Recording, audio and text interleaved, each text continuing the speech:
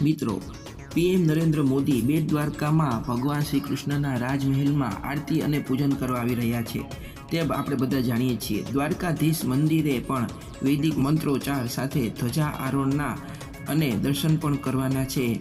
ત્યારે મિત્રો, એક મહત્વના સમાચાર સામે આવી રહ્યા છે જે આપણે આગળના વિડીયોમાં જોશું।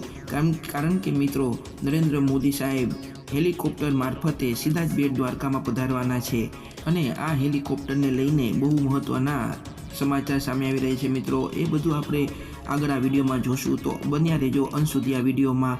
પણ જો તમે ચેનલને સબસ્ક્રાઈબ ન કરી હોય તો ચેનલને સબસ્ક્રાઈબ કરી દેજો, વિડીયોને લાઈક કરી દેજો મિત્રો। તો મિત્રો, હું તમને જણાવું કે બેટ દ્વારકામાં પીએમ નરેન્દ્રભાઈ મોદી પધારવાના હોય સ્પેશિયલ હેલીપેડ ઊભો કરવામાં આવ્યું છે મિત્રો। હા મિત્રો, આ હેલીપેડ ઉપર જ નરેન્દ્ર મોદી સાહેબ સીધું હેલિકોપ્ટર મારફતે ઉતરાણ કરવાના છે અને બેટ દ્વારકા ભગવાન શ્રી કૃષ્ણના નિવાસ સમાન રાજમહેલ જેને કહેવામાં આવે છે ત્યાં ભગવાન દ્વારકાધીશજીના દર્શન કરી આરતી અને પૂજનનો લાભ લેવાના છે મિત્રો। એટલું જ નહીં મિત્રો, દ્વારકાધીશ મંદિરમાં પણ વડાપ્રધાન દ્વારકાધીશજીના ચરણોમાં મસ્તક નમાવીને ભારતના કલ્યાણ માટે પ્રાર્થના કરશે।